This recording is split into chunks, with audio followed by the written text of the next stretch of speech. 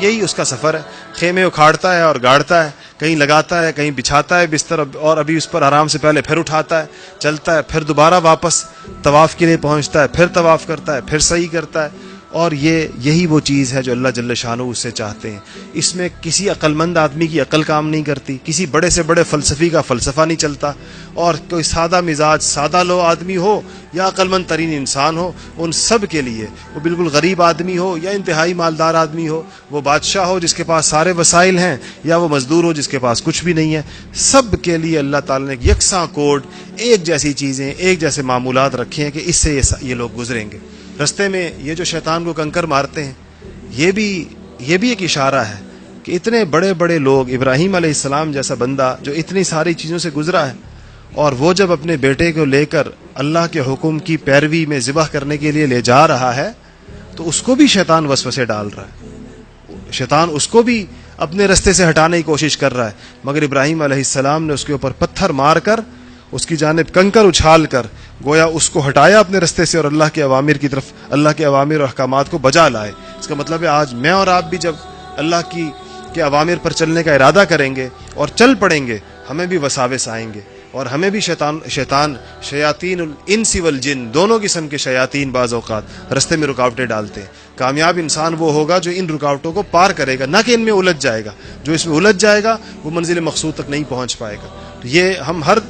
حاجی جب وہاں جاتا ہے تو یہ جو شیطان کی اس جگہ کے اوپر جہاں پر ابراہیم علیہ السلام نے جیسے کنکر پھینکے تھے اور اچھالے تھے, ایسے ہی وہ یہ کنکر پھینک کر اس سبق کو تازہ کرتا ہے کہ مجھے میری زندگی کے اندر جہاں پر بھی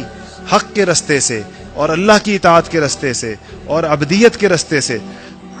جو بھی روکے گا, میں اس کے روکنے میں نہیں آؤں گا, اور میں اس کے روکنے سے نہیں رک جاؤں گا. یہ انسان اس بات تک گویا اس بات کے عہد کو پختہ کرتا ہے وہاں پر جا کر. کیا اس کے بعد اس کو کیا ایک چیز تو اس کو یہ پتہ چلی, دوسری چیز اس سارے انسانوں کو اللہ تعالیٰ ایک سطح کے اوپر اتار کر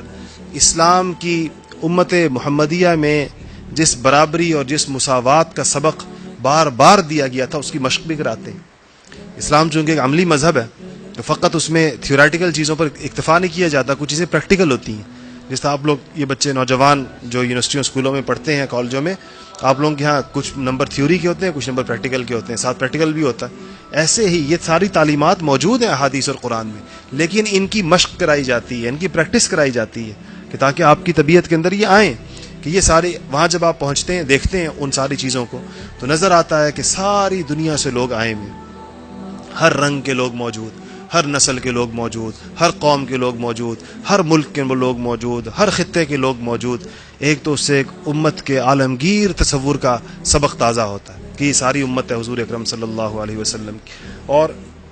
یہ سارے وہ کلمہ گو ہیں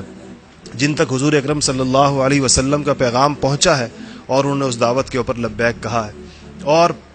یہ پتہ چلتا ہے کہ یہ دین کسی مخصوص علاقے کے لیے, کسی مخصوص لوگوں کے لیے, کسی مخصوص خطے کے لیے, کسی مخصوص قوم کے لیے نہیں آیا تھا. یہ دین پوری انسانیت کے لیے آیا ہے, اور وہاں انسانیت کا خلاصہ اور انسانیت کے لوگ, پوری عالم انسانیت کے جمع شدہ لوگ انسان اپنی آنکھوں سے دیکھ رہا ہوتا ہے. اس کو دیکھ کر اس میں یہ احساس پیدا ہوتا ہے. وہ جو حضرت فاطمہ الزہرا رضی اللہ تعالی عنہا کو حضور اکرم صلی اللہ علیہ وسلم نے فرمایا تھا کہ جب آپ مکی زندگی کے اندر حرم مکی کے اندر کبھی کبھار رکوع فرمایا کرتے تھے, نماز پڑھ رہے ہوتے تھے, رکوع کی حالت میں آپ کی کمر پر جب لا کر اوجڑیاں اونٹ کی رکھ دیا کرتے تھے مشرکین مکہ, تو فاطمہ کو لوگ بتاتے تھے, وہ دوڑتی بھی آتی تھی اور اوجڑی بھی ہٹاتی تھی اور روتی بھی جاتی تھی. اس وقت اس بے کسی کے عالم میں, اس بے چارگی کے عالم میں اور مظلومیت کے ان دنوں کے اندر رسول اللہ صلی اللہ علیہ وسلم نے اپنی بیٹی سے کہا تھا کہ فاطمہ تیرے باپ کا دین ہر کچے اور پکے گھر کے اندر پہنچ کر رہے گا. حج کا منظر اس بات کو یاد دلاتا ہے کہ واقعی فاطمہ کے ابا کا دین ہر کچے اور پکے گھر کے اندر اللہ نے پہنچا دیا, اور یہ پیغام ہر جگہ اللہ نے آپ اس دور کی مکے کی مظلومیت کو یاد کیجئے کہ جب ان کی پیٹھ سے اوجڑی ہٹانے کے لیے گھر سے بیٹی دوڑ کر آتی ہے, لیکن آج ان کے پیغام کی عالمگیریت کو دیکھیں کہ وہ کہاں کہاں تک پہنچا ہے. جہاں انسان بستے ہیں, دنیا کا وہ آخری کونا جہاں پر اگر کوئی انسان رہتا ہوگا تو وہ اس دعوت پر لبیک کہتا ہوا وہ وہاں پر موجود اللہ کے گھر کا طواف کرتا ہوا آپ کو نظر آئے گا. اور اس کو دیکھنے کا, اس کو دیکھ کر جو اس امت کے بارے میں انسان